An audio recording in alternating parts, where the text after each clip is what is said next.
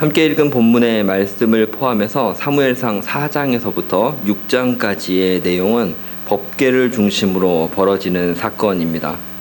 당시 이스라엘 백성들은 사무엘서의 앞부분의 내용을 아신다면 영적으로 타락하였고, 또 제사장 엘리를 비롯해서 하나님 앞에 바로 서야 할 사사들이 제 역할을 감당하지 못하던 시대였습니다. 자연히 나라는 쇠퇴할 수밖에 없었습니다. 그리고 오랜 숙적이라고 할 수 있는 블레셋으로 인해서 고통당하고 있었습니다. 블레셋이라고 하는 나라가 참 묘한 나라입니다. 이스라엘 역사에서 빼어놓을 수 없는, 항상 그 맞은편에 서서 이스라엘을 괴롭혀 오던 나라이죠. 지금 이 시점, 본문의 시점으로부터도 한 200여 년 앞서부터 이스라엘을 괴롭혀 왔고, 지금 이 시간이 지나고 사무엘이 활동하는 시기 동안도, 또 그 이후에도 끊임없이 이스라엘을 괴롭히는 나라가 바로 이 블레셋입니다. 이 블레셋에 대한 기록을 보면 이들이 철을 생산하였고 그것으로 무기를 만들었던 강력한 군사력을 가졌던 나라입니다. 또 이들 도시의 유물 가운데 유명한 것이 무엇이냐면 술 항아리였답니다. 그러니까 이들은 술을 좋아하고 싸움을 즐겼으며 또 철제 무기를 가졌던 이들이었죠. 이스라엘 백성들은 이 같은 블레셋으로부터 벗어나야겠다 생각했고 군대를 소집해 전쟁에 나섭니다. 그것이 4장 초반부의 이야기이죠. 한번 4장 2절 제가 한번 읽어드리겠습니다. 블레셋 사람들이 이스라엘에 대하여 전열을 벌이니라. 그 둘이 싸우다가 이스라엘이 블레셋 사람들 앞에서 패하여 그들에게 전쟁에서 죽임을 당한 군사가 4,000명가량이라. 전쟁을 벌였는데 4,000명이 죽게 되는 결과를 맞습니다. 그리고 진영으로 돌아와서 장로들이 모여서 회의를 한 것이죠. 우리가 왜 졌냐? 문제가 무엇이었냐? 그리고 그 가운데 이런 이야기가 나옵니다. 백성이 진영으로 돌아오매 이스라엘 장로들이 이르되 여호와께서 어찌하여 우리에게 오늘 블레셋 사람들 앞에서 패하게 하셨는고 여호와의 언약궤를 실로에서 우리에게로 가져다가 우리 중에 있게 하여 그것으로 우리를 우리 원수들의 손에서 구원하게 하자 하니. 지금 영적으로 감각을 잃어버린 이스라엘 사람들은 이러한 생각을 했던 것입니다. 여호와의 언약궤를 마치 전쟁에 챙겨가야 하는 부적과 같은 수준으로 이해한 것이죠. 사실 이스라엘 백성들에게 법궤는 그러한 정도의 의미가 아니었습니다. 출애굽하고 광야 생활 초기에 하나님께서 말씀하셨고 그에 따라 만들어진 이 법궤, 언약궤는 이스라엘 예배의 중심이었습니다.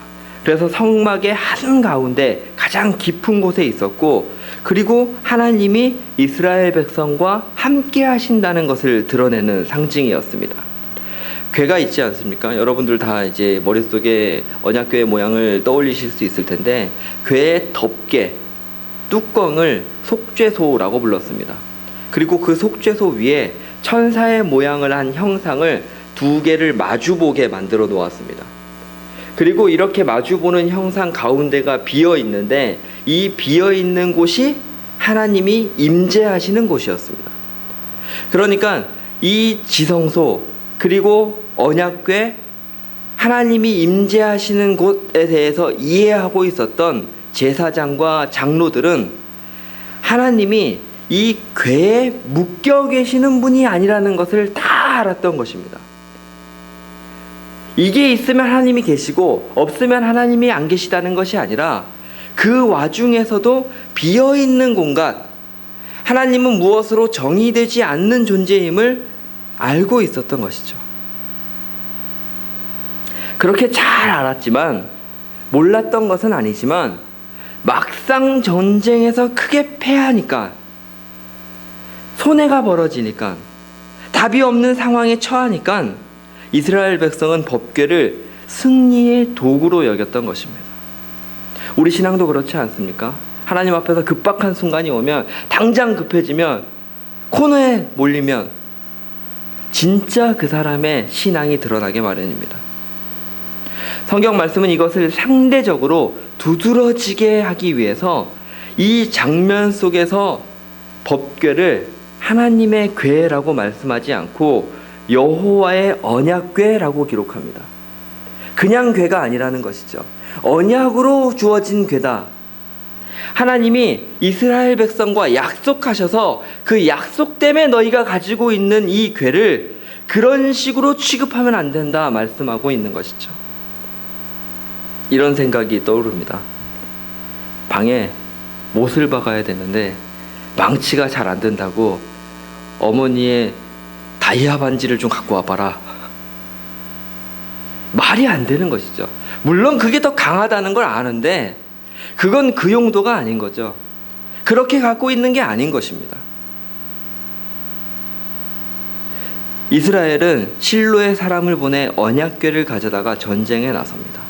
그리고 그 결과 어떻게 됩니까?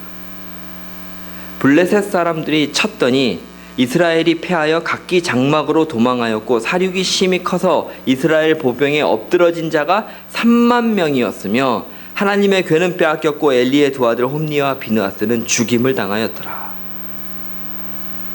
그리고 이 상황, 정말 이전과는 비교도 안 되는 참혹한 패배에 이어지는 내용이 오늘 본문의 말씀입니다. 블레셋 사람들이 하나님의 궤를 빼앗아 가지고 에베네셀에서부터 아스돗에 이르니라. 블레셋 사람들이 하나님의 궤를 가지고 다곤의 신전에 들어가서 다곤 곁에 두었더니, 블레셋 사람들은 전쟁의 결과로 얻은 이 언약궤를 부숴버리지 않았습니다. 오히려 이 물건은 이스라엘에게 승리를 가져다 주었던 요긴한 물건이라고 생각했습니다. 그리고 이것을 가지고 있으면 언젠가 큰 활용 가치가 있을 것이라 여겼고, 그들 입장에서는 꽤나 소중히 여기는 방식으로 다곤의 신전에 가져다 두었습니다. 그런데 이튿날 일찍 일어나 보니까 자신들의 신 다곤이 언약궤 앞에 엎드러져 있는 것입니다. 그럴 수 있지 생각하고 그것을 다시 세워 넣어 다음 날이 되니까 이번엔 엎드러져 있는 것이 아니라 머리와 두 팔목이 잘라져 있습니다. 그리고 몸뚱이만 남아 있었습니다.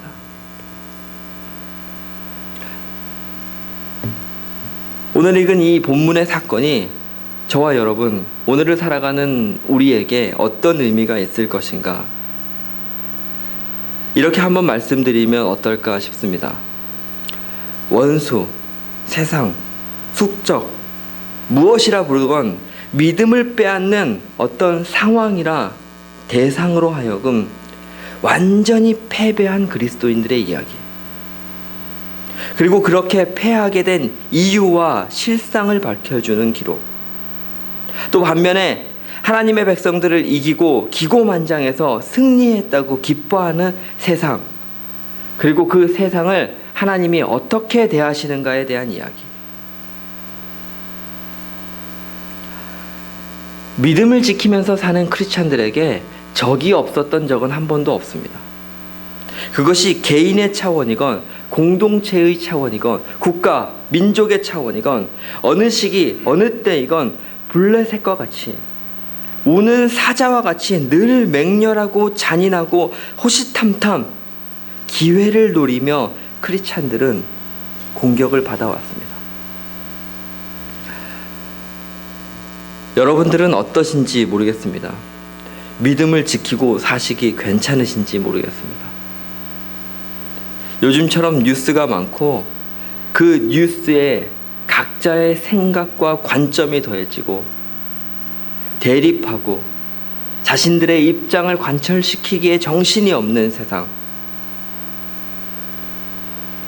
도저히 사람이라면 하지 않을 것 같은 범죄의 소식들이 난무하는 세상을 살고 있습니다. 어느 날 라디오를 듣다가 뉴스에서 사고 소식을 아나운서가 전하는 목소리를 듣고 제 마음속에 참 생각이 많아졌던 적이 있습니다. 큰 사고는 아니었습니다. 그런데 어떤 한 분이 사고로 돌아가셨다는 소식을 아나운서가 전하면서 그 목소리가 너무나도 일상적인 겁니다. 사람이 한 명 죽고 사는 문제가 충격으로 다가오지 않는 시대를 저와 여러분은 살고 있습니다.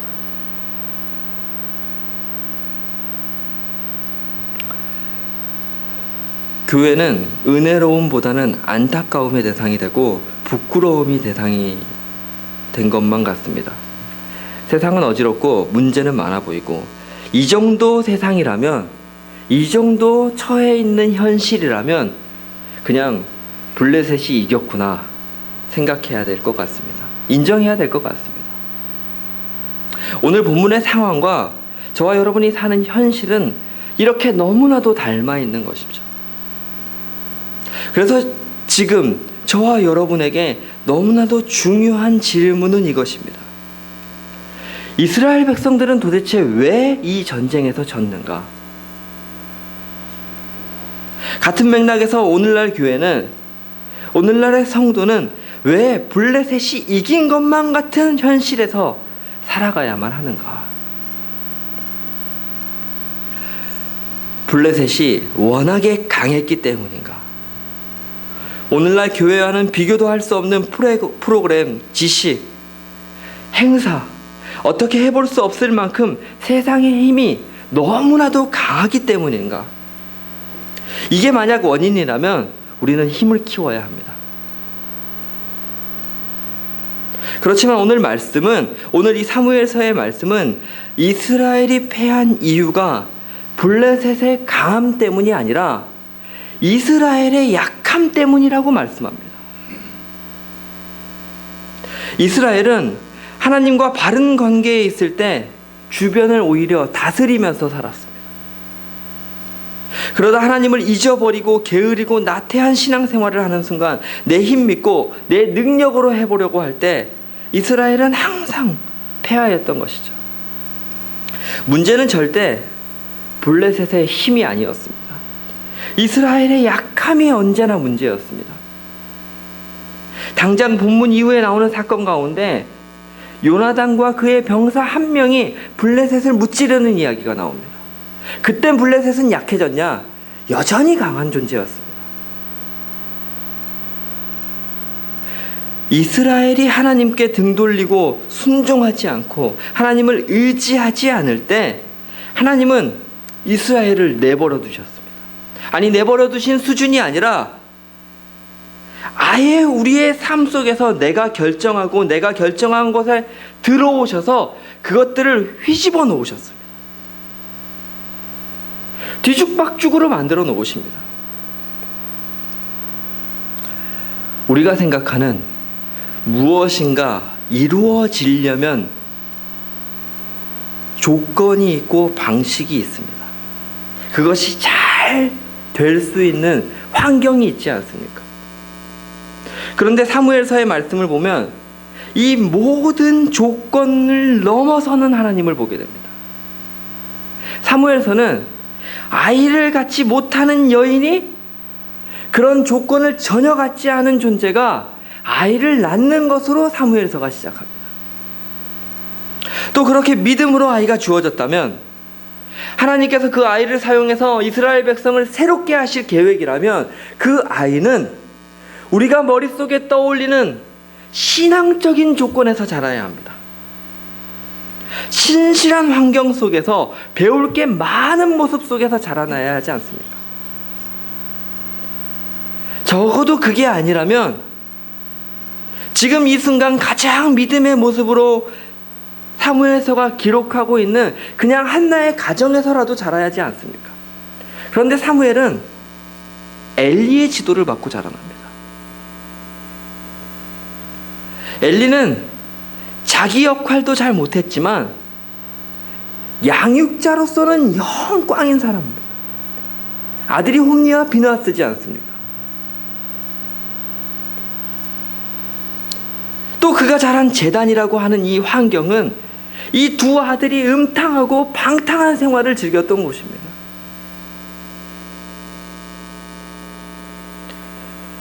사무엘서는 하나님의 일하심이 사람의 조건을 뛰어넘는다는 것을 보여주는 책입니다. 이스라엘은 조건이 맞으면 승리할 줄 알았지만 하나님은 그 조건에 매이는 존재가 아니셨죠. 매번 전쟁에 가지고 나갔던 이 궤를 가지고 나가야 된다 생각했지만 하나님은 그렇게 조건과 환경을 맞추면 일하시는 분이 아니었습니다. 법궤를 빼앗긴 사무엘서 4장의 말씀과 오늘 본문 사이에 기록된 내용이 왜 이스라엘이 패배하였는지 이유를 더 분명히 밝혀줍니다. 법궤를 빼앗긴 소식을 엘리가 전해 듣게 되는 내용입니다. 4장 17절과 18절의 말씀을 한번 같이 읽어보도록 하겠습니다. 소식을 전하는 자가 대답하여 이르되 이스라엘이 블레셋 사람들 앞에서 도망하였고 백성 중에는 큰 사륙이 있었고 당신의 두 아들 홈니와 비느하스도 죽임을 당하였고 하나님의 궤는 빼앗겼나이다. 하나님의 궤를 말할 때 엘리가 자기 의자에서 뒤로 넘어져 문 곁에서 목이 부러져 죽었으니 나이가 많고 비대한 까닭이라. 그가 이스라엘의 사사가 된 지 40년이었더라. 아멘. 성경 말씀은 이 소식을 전해들은 엘리가 죽게 된 이유를 비대한 까닭이라 하였습니다. 앞서 금요예배 설교를 통해서 이 부분에 대해서 좀 더 설교를 드린 적이 있었는데 여기서 말하는 이 비대하다라고 사용된 단어, 이것이 사무엘서가 굉장히 중요하게 보는 단어라는 말씀을 드렸습니다. 히브리어 카베드, 영광, 존중, 무겁다는 의미로 사용됩니다. 그래서 이 단어가 2장 30절에서는 이렇게 사용됩니다. 그러므로 이스라엘의 하나님 나 여호와가 말하노라. 내가 전에 내 집과 내 조상의 집이 내 앞에 영원히 행하리라 하였으나 이제 나 여호와가 말하노니 결단코 그렇게 하지 아니하리라. 나를 존중히, 이것이 카바드입니다. 여기는 자를 내가 존중히 여기고 나를 멸시하는 자를 내가 경멸하리라. 엘리를 통해서 사무엘서는 카베드, 하나님을 존중히 여기지 않는 자, 반대로 자신을 더 무겁게 여기는 인생이 어떻게 되는지를 보여주고 있는 것이죠. 그리고 법궤를 빼앗긴 사건의 이 내용을 적으면서 왜 이스라엘이 법궤를 빼앗겼느냐? 하나님을 존중히 여기지 않는 이스라엘의 현실,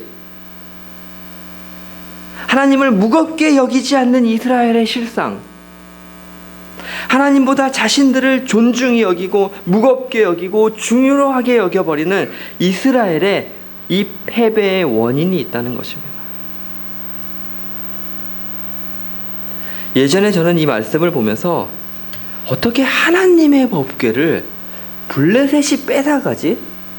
블레셋은 그렇게 강한 존재인가 생각했습니다. 그런데 블레셋한테 하나님의 궤가 빼앗긴 게 아니었습니다. 말씀에서 오늘 읽으신 것처럼 블레셋은 이 궤를 간수할 능력조차 없었습니다. 하나님이 이스라엘에게서 블레셋으로 이 궤를 주워버린 것입니다.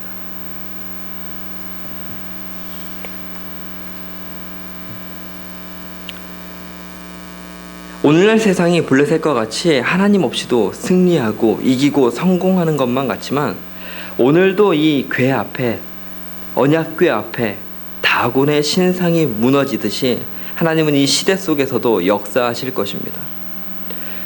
흔들어 놓으실 것이고 그들이 믿고 섬기는 물질과 권력과 욕망이 허망한 것임을 보이실 것입니다. 머릿속에 떠올리실 수 있지 않습니까? 오늘 이스라엘 백성이 블레셋과 대치하고 있는 이 전장이 저와 여러분에게는 어느 자리인지 마음속으로 질문해 보실 수 있기를 바랍니다. 그것이 인간관계의 현장일 수도 있습니다. 성공과 발전과 삶의 풍요로움을 위해 열심을 내시는 현장일 수도 있습니다. 또 그것이 우리 공동체가 처한 상황일 수도, 우리 교회가, 한국 교회가 더 나아가서 이 민족이 처한 상황일 수도 있겠습니다. 내가 알고 있는 조건과 상황으로 이 상황을 재단할 때는 불안하고 낙심할 수밖에 없습니다. 이 같은 현실 속에서, 이 전장에서 우리가 취해야 하는 태도는 내 중심, 내 마음, 내 원함에 무게를 두기보다 하나님께 무게를 두려고 하는 마음입니다. 하나님을 존중히 여기려고 애쓰는, 하나님께 영광을 드리려는 태도입니다. 오늘 이스라엘이 패한 이유가 여기에 있기 때문입니다. 또 저와 여러분이 하나님이 주신 이 현실의 삶 속에서 승리할 수 있는, 하나님께 영광을 돌릴 수 있는 태도가 이 같은 태도이기 때문입니다. 저는 이 이미지가 참 현실적이라고 생각합니다. 매 순간 나의 삶이 내게 무게를 두느냐, 하나님께 무게를 두느냐, 조금이라도 하나님으로 기울어지는 저울, 하나님의 뜻에 우리의 무게를 두려고 하는 태도, 이것이 성경이 말하는 하나님을 존중하는 태도, 하나님께 영광 돌리는 삶입니다. 오늘 저와 여러분이 그 같은 삶의 결실로, 태도로 나아가실 수 있기를 진심으로 축복합니다. 그렇게 우리가 고백하며 기도하였으면 좋겠습니다. 한 두 가지 정도를 기도하려고 합니다. 첫 번째는 이스라엘 백성들이 위기의 순간에 하나님을 도구처럼 대했던 모습을 기억하시기 바랍니다. 우리가 늘 깨어 기도하고 신앙의 연단을 위해서 조금이라도 더 진보하기 위해서 애써야 하는, 또 목요일, 금요일 저희가 프로그램을 갖고 하나님 앞에 우리의 신앙을 조금이라도 더 발전시키기 위해서 애쓰는 이유가 여기에 있습니다. 급하다고 다른 선택하지 않기 위해서, 궁지에 몰렸다고 도구처럼 하나님을 대하지 않기 위해서. 오늘 그렇게 기도하기 원합니다.